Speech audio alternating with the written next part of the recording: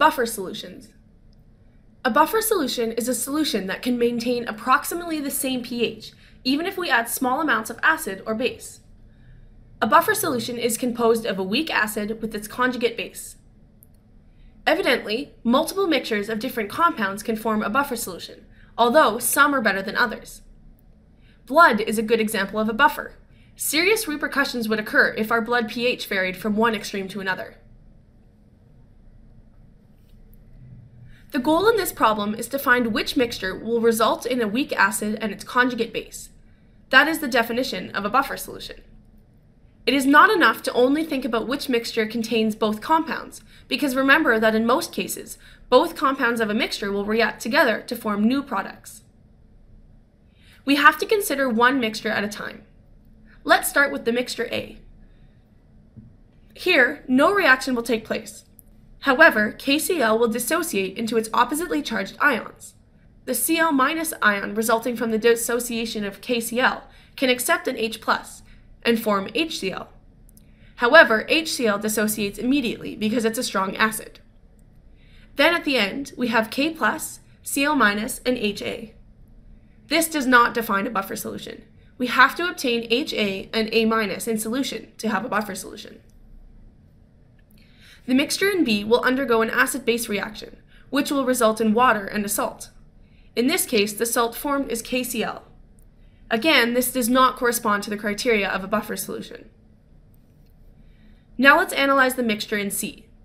This mixture is composed of a weak acid and a strong acid. There is no reaction between these two compounds. For an acid to react, it absolutely has to react with a base. In this case, there is no base. We then remain with some HA, H+, and Cl, because HCl dissociates into its ions. For the mixture in D, again, we have an acid HA and the base KOH. This will produce water and a salt. HA reacts with KOH to form A-, but HA is the limiting reagent and will be entirely used up.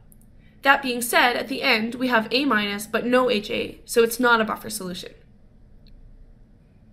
Lastly, let's examine the mixture in E. At first, we realize that the reaction between HCl and Ka will result in HA, the weak acid that we're looking for, and KCl, a salt. Since we formed some HA, let's now look if there is some A-, its conjugate base. To figure this out, we use an ice table. We can ignore the spectator anion Cl- in our table. We are interested in the columns of HA and A-. The A- is formed by the dissociation of Ka into its ions K+ and A-. That is exactly what we want, because A- is the conjugate base of HA. Since we only have 1 mole of HCl, it's the limiting reagent. In the change row, on the reactant side, we then have -1 and +1 on the product side.